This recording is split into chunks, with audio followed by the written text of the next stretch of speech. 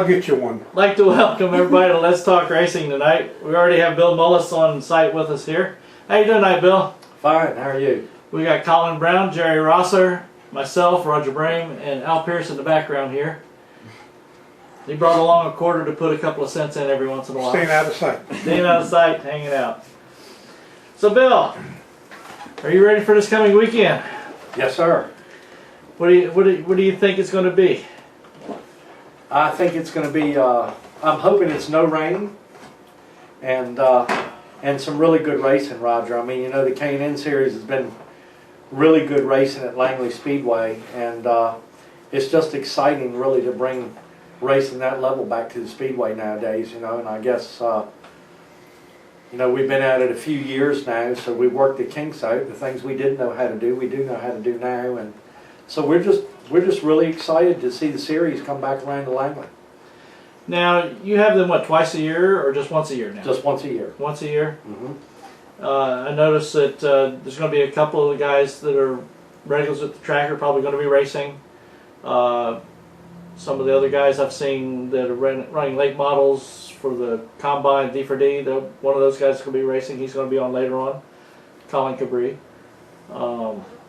Who are you looking to see as a favorite? Wow. I know I'm putting you on the spot. We do that. Uh-oh. I mean, putting on the glasses. I'm going to put on my glasses and look at my list because we've got a lot of talent here. How many cars we got coming out, do you think? Well, we got 26 pre-registered right now. Cool. And a few more talking about, you know, trying to make it. And, wow. I honestly think that Kaz has got a big shot at it, to be honest with you. He's run there before in the past. He's been doing pretty good, and you know he's with a great team. And when I look down at the names that are going to be there, I mean, Gray Golden was successful racing Legends cars there, and Gray's done really good. He doesn't have a win, I don't think, yet this year posted, but it'd be great to see Gray come back in victory lane at Langley Speedway. And wow, yeah, I mean, there's so many. Dylan Bassett, Dalton Sargent, he was there this past weekend, and one of Lee Pulliam's late models. So I mean, he's looked the place over. Justin Carroll, I mean, he's a local. He races every Saturday night in his late model car, and you know, he's going to run. He's certainly familiar with the place, and it's just so much talent. I'm probably skipping over people, you know, like Tyler Hughes, who has been in victory lane and been very close to victory lane recently, a lot of times, running the late model there every Saturday night. So I would think that Tyler Hughes has got a pretty good shot at it, particularly if his K&N car is as good as his late model's been recently. So I don't know how those notes transfer over. I know they're different cars, but he certainly knows his way around there. I mean, my top female driver, I guess, is Kinsey Rushton. You know, I think she's fantastic. She's got a good shot of having a great car there. So I'm don't want to leave anybody out because I think anybody's got a chance to win. I mean, William Byron's going to be there. He's got good stuff under him, and he was there this past Saturday and saw the place. So I think, you know, anybody that's already been to Langley has maybe an increased chance of winning there or doing really well just because they have notes. But recently in late models, there's a lot of people that have come there that have never seen that place before and gone right into victory lane. So like Josh Berry this past Saturday night in that Earnhardt Jr. ride, they came up there, they looked that place over, they threw a setup underneath that car, and the car was unbelievably great. So I just think with the field stack here, maybe anybody can win, but I think people that have been there in the past might have just a little bit of better chance than somebody that hasn't. Okay, we're going to switch gears a little bit here. Now, of course, we all know the number 65 is usually a retirement age, but what does 65 have for you this year of a meaning? For me? Yeah, at Langley. I think it's exciting because I'm probably nearly 65, but I just think it's really exciting, Roger, for me. I mean, I wasn't part of the track early on. The track's older than I am. But this year is the 65th year. This year being the 65th anniversary, I just think it's extremely exciting for me, and I consider myself a person that has a job at Langley, to work at a facility that has that much history in racing, in short track in this country. To me, it's kind of an honor to be involved in Langley Speedway at this special time, and the track being that old. And you know, when I look at 65, I think about a 5-year increment, and hoping maybe I can be around and still in the capacity of operating the track when we do the 70. So it's really exciting for me, Roger, to be just part of a facility that's got that much history and it's been there that long, and the fact that we're still there. And you know, I'm president of the Hampton Roads Kart Club, and I've been involved with kart racing probably more than 15 years, because I'm not sure I have real clear records of when I got involved, but kart racing has been going on there 44 years. So if you combine the kart club and Saturday night racing, there's over 100 years of racing history between the two venues at the racetrack. So it's pretty exciting for me, because I'm still president of the kart club, and that's really what probably got me involved on the administration side of the speedway. But it's just a really exciting time to be involved with any short track that's 65 years old in this country that's still operating. The list has to be very short. If not, you're the only one. Anybody else that you know of that's out there that long? I mean, Daytona, how long's Daytona been around now? 59. Since 59? Well, Bowman Gray has been around that long, and you know, they say Bowman Gray is the oldest sanctioned NASCAR track in the country, but Langley Speedway is the oldest continually sanctioned NASCAR track in the United States, over all of them. And it's also the state of Virginia's longest continually operated sports facility. So it holds a record inside the state boundaries, and I think we really hold a national record on short tracks. Cool. Can't beat that. You can't beat that, and it's still there. So my job is to, when we throw the light switch, make sure the electric bill is paid, and that the water's on and the grass is cut. So what's new and upcoming that we haven't heard about yet that you might want to share? New and upcoming, well, you know, we have 2 Southern Modified Tour events, and that's really good stuff. I mean, our next big show after this weekend will be July 3rd fireworks. You know, we have Zambelli, and they put on a heck of a show. Oh, boom, boom. But what's kind of new, and of course on July 25th we have our Hampton Heat. We're really looking for that to be a great race this weekend, because we have a lot of race talent that we feel like will come show up for Hampton Heat with the ability to win that wasn't there last year. So I think Hampton Heat will be what it was last year plus, and last year it was pretty big. And the biggest thing, I mean, is this huge car show and this big barbecue cook-off, this Southern Fried Festival. It's on August 22nd, and it's not racing, but it's a huge event. It draws a lot of people, and that's something that's going to be a little different, Roger. So you and I will be there for that. I'm not sure if Al Pearce will he'll know about it. But, What's that date? What's that date? That date, Al Pearce, is August 22nd. And but what we'll do, Roger, is we'll email Al a fake set of directions to the track and try to delay him. He sent me somewhere in Daytona I could never find until later. But I was going to say something nice about him. you were going to say something I just nice. changed my mind. But, Can I say something from off camera? Sure, you can say sure it. you can. There's a reason, Bill, that there's a reason that people can come into Langley now and run better than they ever had. You know what that is? iRacing. The iRace people came to Langley 3 years ago, 2 years ago, maybe? 3 or 4. It's been there a while now. And they shot it, whatever that means. They shot it. And lasered it out. So yeah. So a kid living in California can sit there at a computer screen and learn Langley is almost, not as well, but almost as well as he could being here and sitting on in that race car. Right. And I bet you a lot of kids are coming in and they have studied Langley and they've driven laps at that place based on what iRace did for them. And the other thing is, I say one more thing and I'll shut up. The fact that kids have been coming in here lately with the weather like it is, they're used to it. They know what the track's going to be like at 8:30 or 9 o'clock.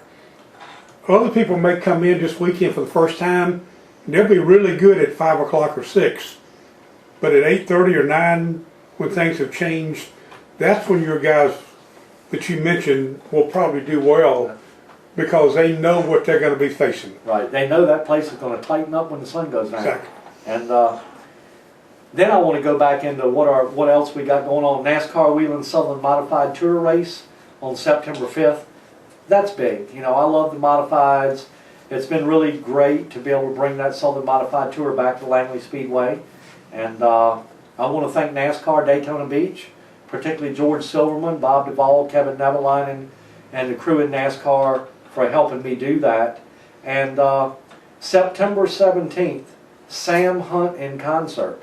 And you know, last year we converted the racetrack into a concert venue, and it was huge. And this one's going to be even bigger. So, you know, with the Southern Fried Festival and the Sam Hunt concert, we're kind of doing some things that aren't all racing. And, you know, we're active 4 days a week out there when we race. We're racing on Saturday nights. We're racing go-karts on Sunday. We have Wacky Wednesday tonight, which is our big streetcar show, which is very exciting and really cool if you've never seen it. I've got a lot of other tracks around the country that talk to me about that. And Kathy Rice with South Boston kind of put me on point last year. We were going to busload of track operators. We were actually going to Earnhardt's for a Christmas cocktail get-together. And she always gets the mic, and sometimes she sings, but she said, let's tell each other about the racetracks. And she said, Bill Mullis, I want you to tell us all about Wacky Wednesday. So I was able to tell all these track operators on the bus about Wacky Wednesday. And then when we got there, they all wanted to talk to me individually, like, tell me more about your streetcar show. So that's a lot of fun. So we do that, and then we have practice on Thursday night. So when we get cranked up in the summertime, we're active 4 days out of 7 out there. So it doesn't leave a lot of time, really. I mean, every day or every other day, it seems like we're getting ready for the very next event. And Monday morning tradition is we paint the wall at Langley Speedway every Monday morning unless it's raining. So we don't really leave a lot of wreck marks on there. Our Wednesday guys leave it pretty clean. You know, it can get bumped in practice, but, you know, we have this methodical maintenance thing that we do every week to keep Langley Speedway really looking good and presentable to the public. And particularly now with Fans Choice TV and a lot of attention we're getting nationwide through that, you know, it's my goal to have a good looking facility. Like I say, it's more my job to run the maintenance side of things, make sure the place looks good, and we're ready to host events. So it's been really good, and I'm just excited about this season. It's the 65th anniversary, and we've got a lot of exciting things going on at Langley Speedway this year. Cool. Now, you guys got some questions for him? I mean, me and Al are tag in here. So we just met tonight, and I race legend cars here in Virginia, and I've raced at Langley. I raced at Langley last year for Hampton Heat Weekend. We didn't run our race about 3 o'clock in the morning that weekend with the rain and everything. And You remember that? oh yeah, I remember that. Can you imagine? And 3 races, yep. So say about 2 or 3 years ago, so you had a better. It seems like you had a better car count for legend cars, and then kind of what it's kind of turned out to be now. So what do you think happened to the participation in the legends? I'm not sure, and you know, me and Mike Waltney talk about that, and you know him, the dealer up in Richmond that's gotten involved, and I just really think if you look at all divisions at Langley Speedway, they've changed. I owned a Legends car in the past when Dale Lemons was still racing, and I think there was 25 of them out there. I mean, it was ridiculous, but we had a huge field. You remember it, and I can really visualize some of those races right now. How fast Dale Lemons and people like Cameron Patrick and Donnie McLaughlin, and I mean, we had our celebrities were in Legends, not particularly in late models, but all of that shifts at the same period of time when we had a huge Legends count. There was 40 Super Street cars out there. I was actually involved also with Super Street car teams at times, and there was a lot of Super Street cars where we used to have to run a constellation race to decide who was going to race. And so I think that all the divisions, like trucks, have been down lately, but I don't want to cancel them because it's common knowledge. There's 25 trucks stuck in garages somewhere in Hampton Roads. We're kind of inventorying that. And take Pro 6 cars, for example. I race Pro 6 cars up at Southside Speedway, And I got Michael Hill and Lou let us to come down to Langley and run. And then it kind of fell apart in the transition of not being full-time at Langley. And then at some point, Southside Speedway abandoned them. But I didn't quit because I know it's a great car for the money. And now we're starting 13 again. So all these, I wish I knew the answer, because that question is a question to every short track in the United States today that's wondering where's car count. And the biggest thing it looks like to me is the people, the racers, that are the type of people that would love to race. I think the economy's got, as recently in the past, I hope it's getting better, but I really think a lot of it's economy driven, that a lot of the race families don't have the money as racing's got a little more expensive and the economy tightened up. I actually think a lot of it's driven solely by economics. And everybody that has a short track hopes that we start 15 plus cars in every division. That would be a track operator's dream, to have an average 16 car field. And so I think the thing with me, a lot of people say, why don't you cancel this division? And I think what's unusual is that Langley has 11 divisions, and that almost sounds insane to other people I meet, but their poorest car count in a track that has 4 divisions is no poorer than my poorest car count as a track with 11 divisions. So I look at the dynamics of it. If a few years ago people were saying maybe you should make super streets grand stocks, well, if I did, all of the super street cars wouldn't really become grand stocks. You'd probably lose 60 to 70% of them, and you'd transfer about 30% over. So for overall car count for participants at the Speedway, you're actually going to lose somebody. Because not everybody, they want to be in the division that they like. They don't want to have less choices. So me, I don't feel like, and you know, Langley to me is like a divine ground, and I kind of call it the grand dame of racing up here. And I don't feel like me, I'm the guy that wants to keep the grass cut and the lights turned on. Sometimes I think it's more of a divine right to step in and cancel somebody's division. I don't want to stop super street racers that love super street racing from super street racing. I don't want to stop 4-cylinder truck guys that love to do that from being able to do that. So a lot of people may criticize us saying, y'all got 11 divisions, why don't you just have 5 and you doubled your car count? There's no guarantee there. So, and the problem with me is, I would love to see, like I say, a 16, 15 car count in all the divisions. And what I learned quickly after not racing and getting involved in the track administration is that we can't run the track and own the cars. So it's just a huge problem. So really, I mean, I'd like for other people other than me to answer that question, because I probably can't. I've got my own analogy that matches Langley. And y'all have seen it up at Southside where there was huge divisions and then there's less. They used to start 100 enduro cars. Now lately, I've started about 25 or so. So it's picked up, but it's not, none of it seems to be quite what it used to be. And I think Al knows probably more about that, Roger, than I would, because Roger's been out there for years involved in racing.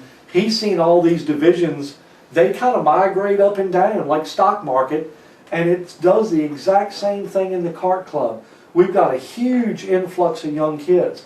They'll grow up through the divisions and they'll leave and race bandos and legends, but eventually you'll lose them. So all those classes change shapes and sizes continuously. And none of us on the administrative side can really answer the question is, what can we do as track operators to get people to race in support divisions other than try to keep racing cheap?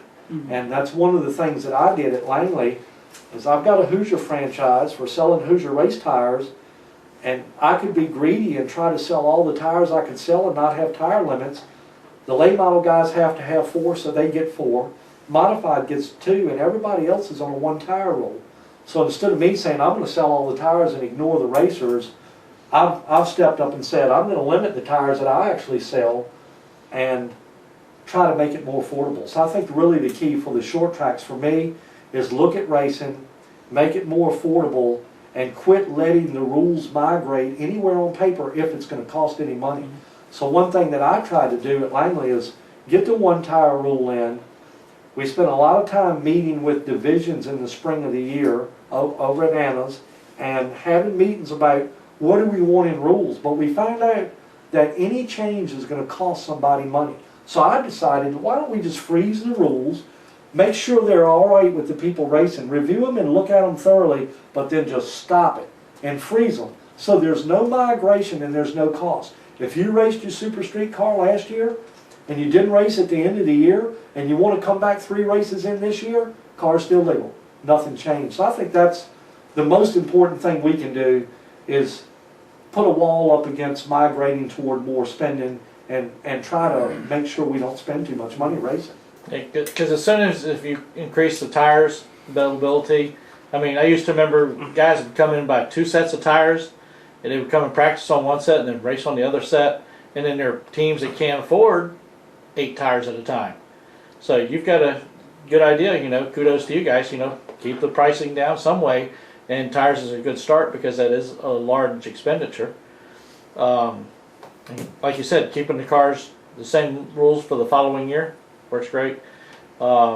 Anytime, and if you do any changes like in engines, everybody then has to scramble and rebuild all their engines, and that's a whole big other ball of poop. And I think a lot of it is tech.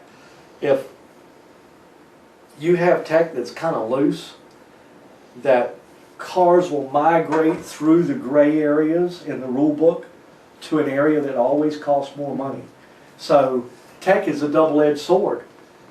You almost don't want to have it because people get upset with you for enforcing it, but if you don't have it, it's guaranteed that the cars will migrate toward more cost every time, because it's whoever can buy the next trick part. You know, so it's a pretty hard job. Here's something I don't think Langley has ever done, but I won't swear to it. Y'all have Langley ever done claiming rules? In the past, and there's not been any recently, I don't think. I know when Wayne started U cars and we raced U cars, there was a claimer rule that was dirt cheap. So if you had a car that you had over about $1,000 in, you really didn't want to put big money in it. I ran a little Dodge 4-cylinder that I had less than $500 in the car with a roll cage in it, and we were out there strictly for fun, and it wasn't exotic, and that claimer rule kept that there. But claimer rules get contentious too. You know, people get upset if somebody really, you know, him and his dad and his uncle built the piece together and somebody bought it. So there is some emotional attachment, I think, to our race vehicles. You know, some people keep old cars they want in, and they've had them in the barn 20 years, but they don't want to crush it because you're like, wait a minute, that's the car that I won those 7 races in. So I guess the emotional attachment, Roger, you know? Yeah. In a claiming rule deal, can you refuse to sell and be disqualified? I would think so, Al. So I you think just that's always been- you just kind of race for nothing. Yeah. You could keep doing that, you know. But if you cheated up and you're winning, you're kind of polluting the show up. And you're always Well, that's DQ'd, so what's the point? Yeah. You know what Yeah. I'm saying? So it's kind of a you know, thin line there. And I don't know if there's many other tracks right now that have any claimer rules. I'm sure there exist, but I don't hear a lot about it. You know, I don't hear about it at our other tracks that we talk to. I talk to Mike Diaz at Kenley a lot, and I'll talk to South Boston and Hickory and places like that. And I don't think there's a lot of claimer rules around right now, but there could be some that I don't know about. I've actually stuck a bug in several of the drivers' ears in the truck Xfinity and Cup Series, and they sort of start thinking about it, you know. And these, of course, are the lower tier teams that are, hey, you know, if I could go up here and claim Jimmy Johnson's stuff, you know, for 10 grand or something like that, guess who's not going to spend so much on those race cars, and it's going to make everything even closer to running. And they sort of starting to, maybe we need to talk to NASCAR, either do a crate engine in the cars or claiming rules, you know, something. NASCAR seems to like throwing monkey wrenches out there now lately. What the heck?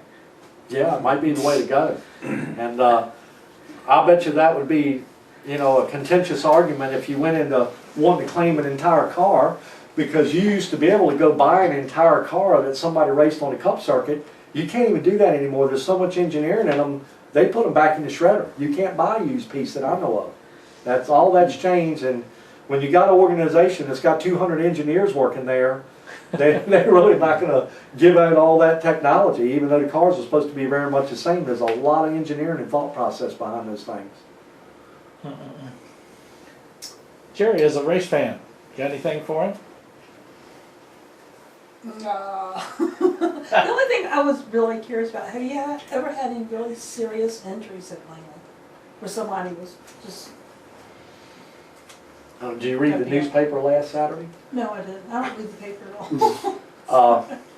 I haven't had anything real serious. I mean, myself, and we've been very lucky in the kart club because kart racing scares me. Yeah. You know, I'm an ex-kart racer. I actually raced two-cycle Yamaha this past Sunday, and I've collected quite a few broken bones kart racing, and I've collected a drive shaft in my arm once. It wasn't really good, but it's I haven't had any bad injuries under my watch at Langley, under my shows. And in 2011, in October, Try It Racing had the track, and there was an individual that had a pretty bad crack up against the wall right there, and he actually has a brain injury. And it was a pretty big lawsuit, and it was actually just settled last week, and it was on the front page of the local paper. So I figured everybody That's why I probably asked if I read the paper. everybody probably knew about that. And I thought there was something else from the past Saturday's race Yeah. or something. Yeah. no, So we're talking about, I was it's, going to say, I must have missed. I knew No, some. it was- I knew a couple of There things. was but- headlines in the day in the paper about, you know, there was a $3 million settlement at the Speedway, and it was headlines last Saturday. But to me, I'm thankful there's closure and that we can move on beyond that, and that's why we buy insurance, and that's the Right. contentious issue of having a Speedway is that I'm not sure we can have enough excess P&I and for what can happen there. But you know, on our shows, we've been real lucky, and the worst thing that can happen to people in racing is get hurt. And nobody knows that better than me, because I have gone at least 3 or 4 different occasions from a racetrack straight to a hospital, 3 times kart racing and 1 time in the car. So I really understand the safety aspect and how important it is at a racetrack. And Bill, have y'all reached the point now where all the high schools are done, all the high school sports are done, all the festivals are done?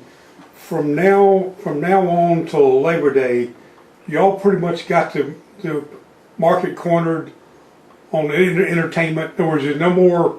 You ain't got to worry about graduations on Saturday night, stuff like that. Aren't y'all pretty much got a clear shot now? Pretty well, and if you look at our average fan attendance, we always start out with a bang. And I always say Langley has 2 opening nights. It has its opening night, Right. and then the very next weekend I run the Southern Modified Tour, and the rest of our locals that haven't raced yet. So between the two, we had 2 great opening nights in a row.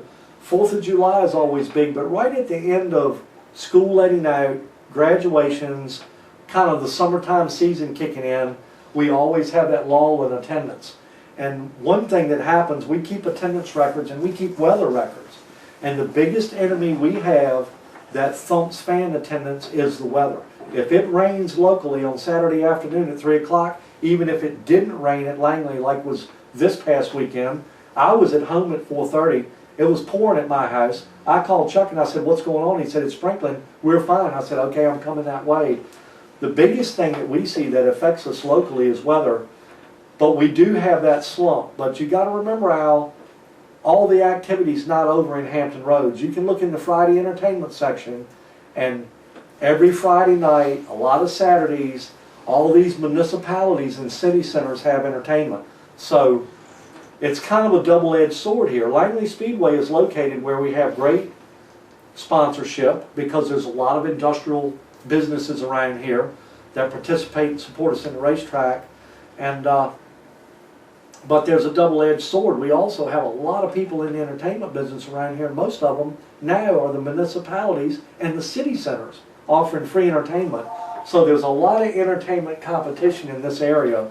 But for the money at Langley, I tell people all the time, if you like cars at all, if you're a person that kind of likes cars, then what's going to happen is you need to come to Langley Speedway, because you can't go anywhere. You don't have to buy an expensive coat. You can come in and you can bring your own food. You can actually bring your own drinks and come in for that base price of $12. And if you like cars, you're going to see something worth $12 on Saturday But night. this weekend will be a big weekend for you. Yes. July 4th is big. Hampton Heat is huge. and then the last Labor Day weekend race is that generally the last weekend before school opens? Is that usually a pretty good? Pretty good. And Okay. then you'll see school open and you'll see it. And this weekend's a big weekend, but this weekend's a very expensive weekend for a short track. K&N's an expensive show to host. And it does, I mean, I'll be very frank about it. It costs a lot of money to host a K&N race, but we also have great sponsors with the City of Hampton. So we're able to do it off, to pull it off at Langley, and it's a great event. And it really, a lot of my thought with Southern Modified and K&N was to put Langley Speedway's imprint or footprint back on the map on a national level. So to me, You've done that. a lot of what we're doing is really to get Langley Speedway back out there where people can talk about it, they know about it again. And I thought no better way to do that through NASCAR than with their Southern Modified Tour, and particularly K&N East coming back there. To me, that's big stuff. And it's high rated for the Speedway to participate on that level. Apparently Junior was watching last weekend. Dale Earnhardt Jr. was watching on the Fans' choice. Fans Choice deal. So Yeah, he was watching. Other Cup drivers have been watching. You know, Junior was tweeting about tonight I'm going to watch Fans Choice TV and watch the Junior Motorsports late models at Langley Speedway. And he said good luck to both his drivers. And then when Danny Edwards won the second race, Dale Jr. congratulated Danny Edwards on his win and mentioned that he had raced against him in the past. So yeah, I think the exposure we're getting, you know, I guess through the K&N, through the Southern Modified race, and then I think it's because of some of those things that I did. I was very proud that Langley Speedway was one of the first 3 tracks in the United States to go on Fans Choice. So that was a deal that was cut in Daytona. And again, I want to thank NASCAR Daytona Beach for the support that they've given this track up here in Virginia. We really appreciate it. Cool. Well, we got Collin on the line here. Collin, why don't you go ahead and introduce yourself and give us a little bit of a resume about yourself. Hey guys, thanks for having me. Definitely a pleasure to be on the show. Go ahead. Go ahead. No, you go ahead. I thought you were stopping for a second. No, my name's Collin Cabre. I drive the number 2 UTI NTI Toyota for Rev Racing in the NASCAR Driver Diversity Program. This is my first year with the program. I'm a rookie this year in the K&N East Series, and I'm really looking forward to going to Langley this weekend. It's a great facility owned by a great guy. You know, it's a great it's a good event, a great time of the year to go there. I appreciate that comment, Collin. I'll give you a free hot dog for that. hey, wait a minute. Yeah, I don't even get that. I look forward to it now. I need a hot dog too. What'd you think of last weekend? I know you came out there and ran a late model race out there. Oh yeah. I ran the late model for Rev Racing down there. It was I've never been on that track with other cars, so it was different to race on it. But it actually races really cool, and I kind of like the style of racing it produces.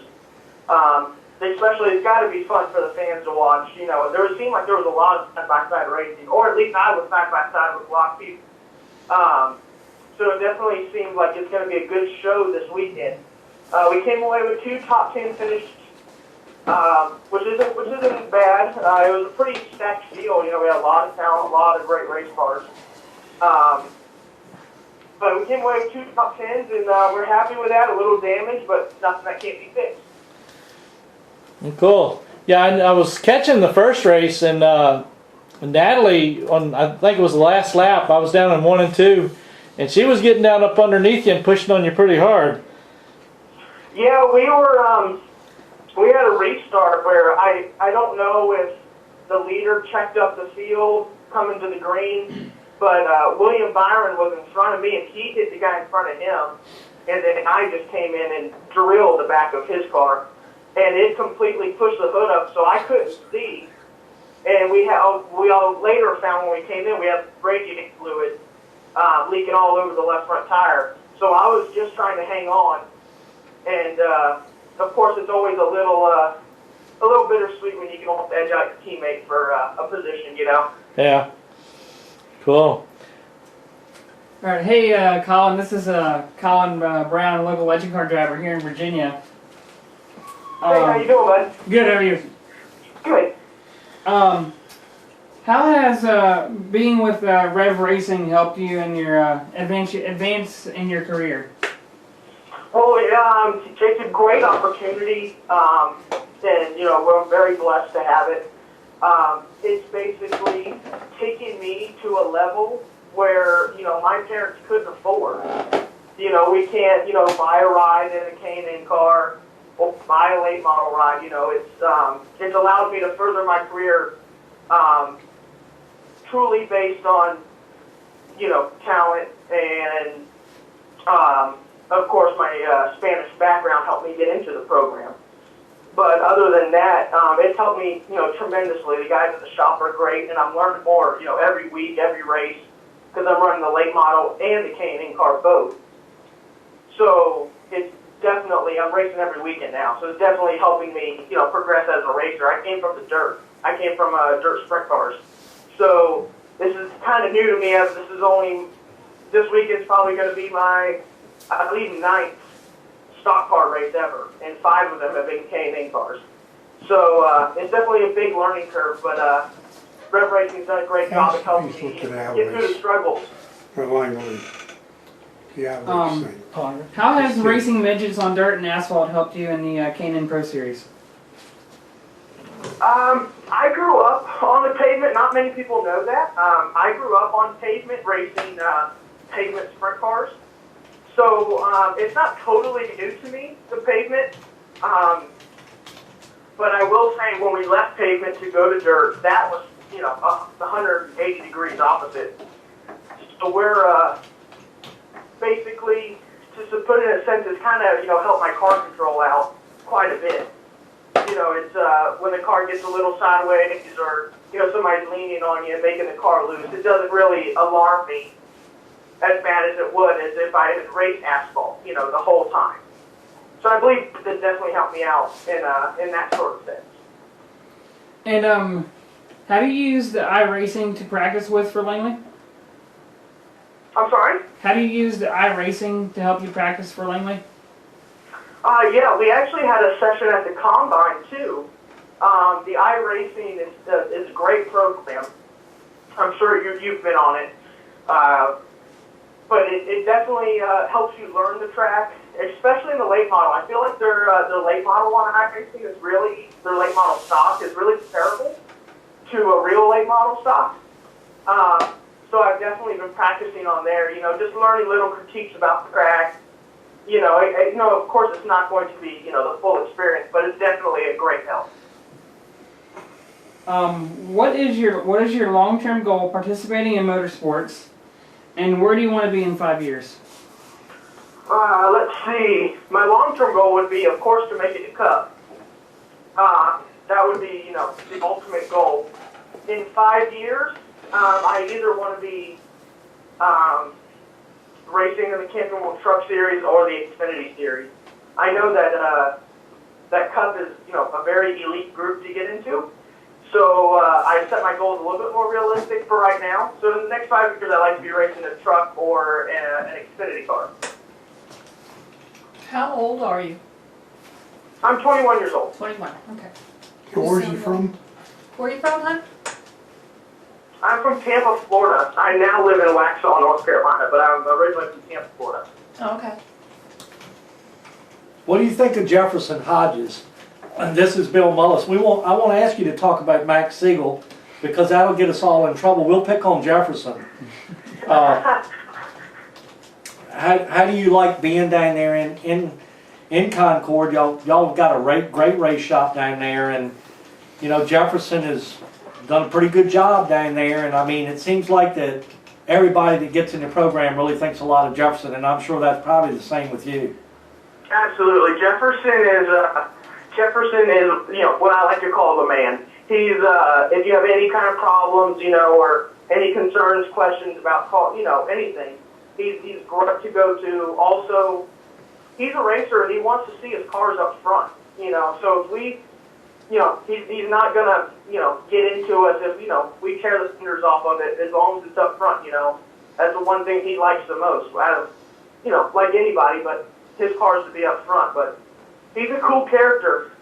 He's a cool character around the race shop. He's very laid back, very easy to talk to, and he's kind of like, I kind of see him as the dad of the whole group, because everybody kind of goes to him, and I'm sure it's going to be a lot of pressure on his shoulders, to take care of and, make sure everybody's doing what they're supposed to do. But I love Jefferson to death. Go ahead, Gerry. Collin, as a race fan, if I went up to you and wanted an autograph, what would I have to do for you to remember me the next time I saw you? I've never been asked that before. That's a good question. I don't know. I generally remember a lot of people I talk to. Like if you're gonna have a conversation with me, or of course I remember a lot of little kids because I like little kids. It's kind of them come sign autographs. I remember me doing that as a kid. Going up to the drivers thinking like, oh my god, they're so cool. Yeah. But that's a good question. I would probably remember you more as a fan. Probably if you sent something to the race shop with a note, saying, hey, I got this picture. I'd like you to sign it. I think you're great. Then that would really stick in my mind and stick out the most, probably. We always look for something to throw a curve out there, Hey, here's a good one for you. The last wreck you were in racing, was it something you caused, and was it on purpose? That I was physically in, like that I was in the crash. Yeah, or caused. No, our last crash was at Bristol, and we blew it right front. So technically, no, that wasn't my fault. I was the steering wheel holder, but that technically wasn't my fault. So that was probably the last hard hit I've had. Bristol's a fast place. Yeah. And we blew a right front coming out of 4. Collin, I always heard that when you blew a tire that you could really fault the tire man. Is that true? What's that? I mean, I always heard when you blow a tire that you're supposed to blame it on the tire guy. That's whoever's in charge of tires for the team. It should be his fault, right? Oh, absolutely. Absolutely. It's 100% his fault. Exactly. Or the manufacturer. I'm not going to go into detail on that. Well, now, if you're at Langley and this happens, now you can blame maybe the guy that has the franchise. Yeah. If it happens at Langley, Collin, you and I both will blame Hoosier publicly, okay? Okay, that sounds like a plan. Of course, we'll probably have somebody else that cut the tire down, and we won't find out who that is until later, but... Now That they're sounds like a definite plan. now they're gonna run Goodyears, or they're gonna run Hoosiers at Langley. At K&N? Yeah. Yeah, you guys are on Goodyears, aren't you? Yes, sir. Yeah. Good years all year. Mm-hmm. Just when he's running late models, then he's got to worry about Hoosiers. Yeah. Do you find a difference when you're running your late model as far as the type of tire you're driving on, a Hoosier versus a Goodyear? That's a good question. Yeah, I really do. I feel like the Hoosier tire, I'll be able to tell a lot this weekend, just because I ran, back-to-back weekends there. One's going to be on a Hoosier, one's going to be on a Goodyear. But I do feel like the Hoosier tire, the Hoosier short track tire, has definitely got it programmed together. They feel like they're under the car a lot more. They don't, the sidewalls seem not to wash around as much as a Goodyear. So yeah, I do, and that's something that, I have to adjust to as going from a late model to a K&N car is the tire. Cool. Well, let's go ahead and let you get out of here. I'm sure we're going to see you there this weekend. And go ahead and do a shout out to your sponsors. Oh, yep. I'd like to thank, of course, Rev Racing, NASCAR, Drive for Diversity, for the opportunity they've given me. Sparco, 90 Nike, Max Eagle Incorporated, Rev Racing, I've already said, UTI, NTI, Toyota, and everybody that just supports me. Cool. All right, we'll see you this weekend then. All right, thank you very much. I can look forward to seeing y'all. All right, Colin. Looking forward to seeing you too. All right, thank you. You're welcome. How's it going, Kaz? I'm good. How are you? Well, we're doing pretty good. We're having fun. We get to be talking about racing, our favorite pastime. Go ahead and do a quick introduction of yourself and a short bio, and then we'll get into some good questions for you. Sure. I'm Kaz Grala, driver of the number 3 Kiklos Camry in the NASCAR K&N Pro Series East. I also drive for Kyle Busch Motorsports in their Super Late Model program as of this year. Cool. Oh, and I almost forgot, I'm 16 years old. Wow. And I don't have a driver's license yet. At least you got a NASCAR driver's license. You can always show that to the cop when he pulls you over. See if that impresses him. I can definitely always show it. As to their reaction, I think that one would be the problem. So you're coming back to Langley Speedway again this weekend. Now, believe it or not, one of your supporters is in the house tonight, and he's thinking you've got a really good chance of winning. You know who that is, right? Is that Roger? That too, but Bill Mullis is in here with us. Awesome.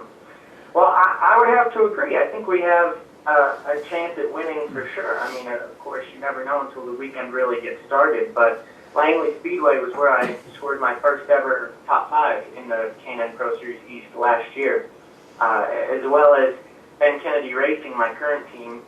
That they had driver Kenzie Ruskin here last year, and they ended up even better than I did in the race. So I think we should have a fast car, and I think I know the track pretty good there. So I think we've got a good chance to be in contention for the win this weekend. Do you think you're going to have enough knowledge about the track, or are you going to maybe entertain the thought of talking to some of the people that race there often? Well, I will definitely talk to everybody that I can. However, I think most of us haven't raced there very often. I know a few of the rookies in the series just raced there recently in a late model stock car to get ready. But I raced there a few times last year, not only in the K&N Pro Series East, but also in some late model stock races as well. So I'd say I probably know the track about average for the drivers in the K&N series. Obviously, there are drivers who've been in the series longer than I have, so that they've been to the track more times. But I wouldn't say I'm at a disadvantage. I'd say I'm about even. The rookies this year probably at a slight disadvantage, but if they raced there in a late model stock recently, we're probably all on a pretty even playing field as far as experience there. Cool. Now, we've been throwing a question out here tonight. Gerry, you go ahead. This is one we've been stumping the drivers on. Yes. Okay, me being a race fan, if I went up to you and asked for an autograph, what would I have to do for you to remember me? The next time I usually went back. remember the people. I usually remember the people who make conversation with me. It just makes me remember their face even more. Right. Or if you give me something really weird to sign, like I've had people come up with tires or fenders from pieces of a car from the past week. So if you bring me something really unique like that, I'll probably remember you as well. But honestly, I do a pretty good job remembering everybody that I sign autographs for. I usually am able to tell pretty quickly when I see them if I've seen them before or if they're a new face for me. Very good. Where do you live? What's that? Where do you live? I live in Boston, Massachusetts, actually, and I live part-time in Mooresville, North Carolina, only during the summer. We have an apartment there. Oh, okay. Hey, Colin. You know, You enjoy listening, you forget you're going to ask questions. where did you race in Massachusetts, Kaz? You know, I'm an offshore fisherman, and we fish out of Massachusetts a lot, New Bedford and Fairhaven. And you obviously started racing up there in New England, and where did you start? When I was 4 years old, actually, I started racing at F1 Boston, and there's 2 locations. There's one in Bridgewater and one in Braintree. That's where I got my start all the way until I was 10 years old. And when I turned 10, I started racing Bandoleros, and that's when we went down to North Carolina every single weekend for the summer shootout and the winter heat series. And then from there, I pretty much stayed with the legend cars and the late models. I stayed around the North Carolina, Virginia area for the most part, because that's where all the really, really great competition is, and it's always good to race against the best to try to, raise your own game. But the K&N Pro Series is really the first time I've gone back up north to race since I was 10 years old, because we have one race a year in New Hampshire, we have one race a year in Dover, and one race a year in New York at Watkins Glen. So this is the first series that I've actually raced up north in recent years. Hey, Kaz, this is Collin, legend car driver here in Virginia. What lessons have you learned from the K&N series regarding driver development, such as improving your driving skills and participating in a travel series? Well, exactly that. Participating in a series where the competition is so high has really made me a much better driver. I could see it last year. 2 years ago, I drove just late models, and then last year I drove late model stock cars as well as the K&N Pro Series, and I could tell that the way I was driving late model stock cars from one year to the next greatly improved just by being in the K&N Series. Racing against those guys, you got to race so hard to pass every single car in the K&N Series that it really gives you a lot of practice battling side by side. As well as going to a track like Bristol or Dover, New Hampshire, where if you keep moving up the NASCAR ladder, you're going to be racing at those types of places more. It's really good because the K&N Series gets out to those places. The drivers can learn the tracks, and we can learn what it's like to drive on, quote, a speedway. Even though for the Cup Series, they consider Dover and Bristol a short track, for us, it's basically a speedway. So it's good to learn how to drive on tracks like that. So the ability to move up in racing depends on being marketable and bringing a sponsor. What do you do to make yourself marketable and to attract sponsors? Well, we're always talking to people. We're always, knocking on doors of companies, especially New England companies, talking to them about sponsorship. And even if we can get just one race from them in the NASCAR K&N Pro Series, it's absolutely worth it. So we definitely work really hard talking to people, and it's definitely panned out for us this year because we've got Kiklos on the car a lot. We're going to have Nets on the car, I believe, as well, and we're talking to a few more to maybe appear coming up in the series. So that's helped us a lot this year. So who do you feel is the easiest driver to race against, and who do you think races you the hardest? Easiest driver to race against, I don't really know if there's an answer to that one, because everybody in the series is, I would say, equally as difficult. But the toughest, of course, as soon as you start looking towards the top 5, all those guys get particularly good. And I would say this year, Scott Heckert's been really fast and really tough to beat. William Byron in the 9 car, he's been great as well. Austin Hill, he's been really fast as well. So those are some of the, especially good guys in the series.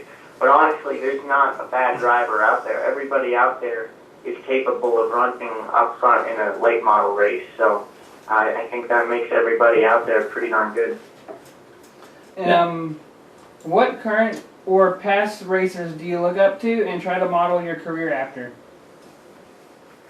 Well, I've looked up to Jimmy Johnson for a long time. Just the way he carries himself on the track and off the track. You can tell he's, really a championship machine with the way that he thinks and acts and drives. But in the last probably 2 or 3 years, Kyle Busch has really come on strong with all the truck wins and all the Xfinity wins. And he's also been doing awesome in the Cup Series. I'm sure he'll be getting a championship here soon. So, of course, if you're winning that much, you can't help but look up to a person like that, because even though there is all this marketability and all that in racing, in the end, it really does come down to winning helps with everything. So if you can be winning, that's the way to do it. Kyle Busch has definitely figured that part out. And how do you use iRacing to practice for Langley? You know, I haven't been able to get on iRacing yet for Langley because I don't have iRacing. But in 2 weeks, I'll be racing at Sonoma in the K&N West Series. And I just went over to Ben Kennedy's house a few nights ago, and he's got a really cool iRacing setup. And I practiced up for there a bit. But Langley, I have not had the chance to get on. I wish I did. I definitely need to get iRacing. I've been trying to do that for a while now, but I just got to hurry up and get a wheel and get a computer to do it on. Well, if you need a computer, you know how to call me, Kaz. All right.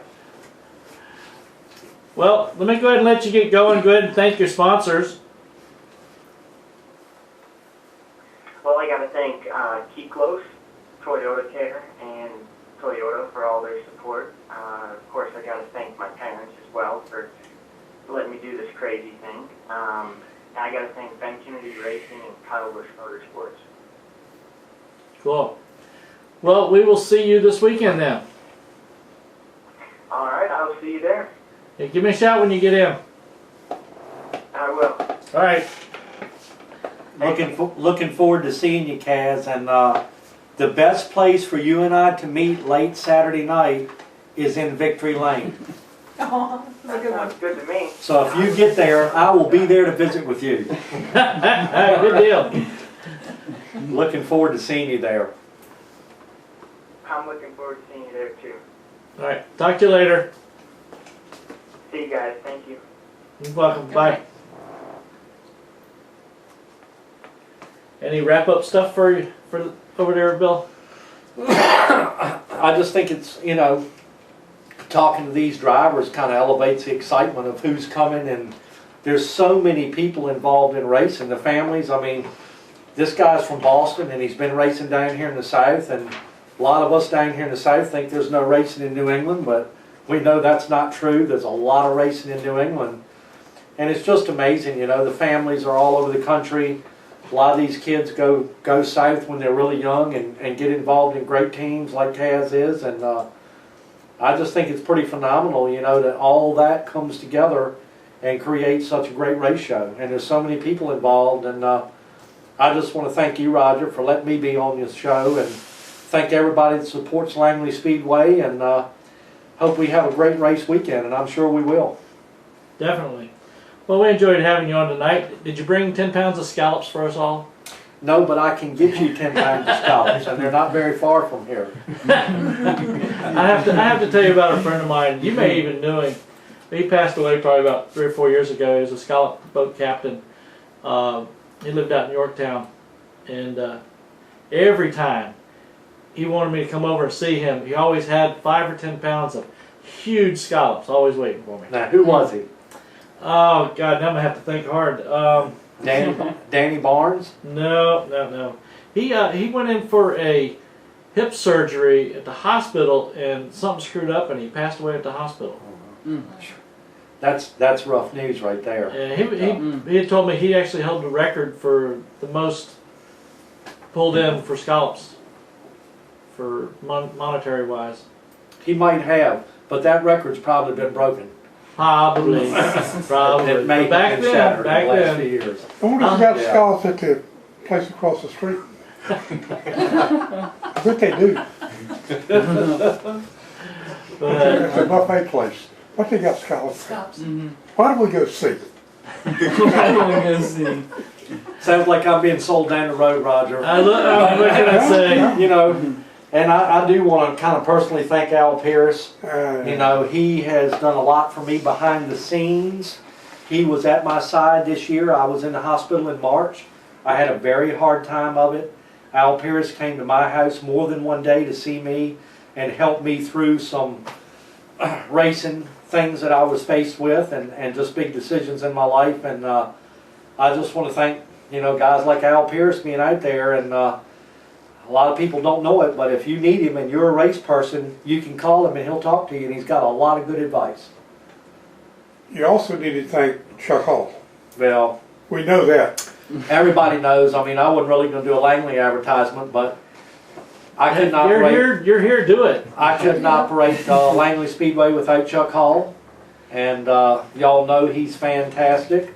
We've got some very exciting news that'll come out in the next 2 or 3 weeks about Langley Speedway that'll change the speedway again.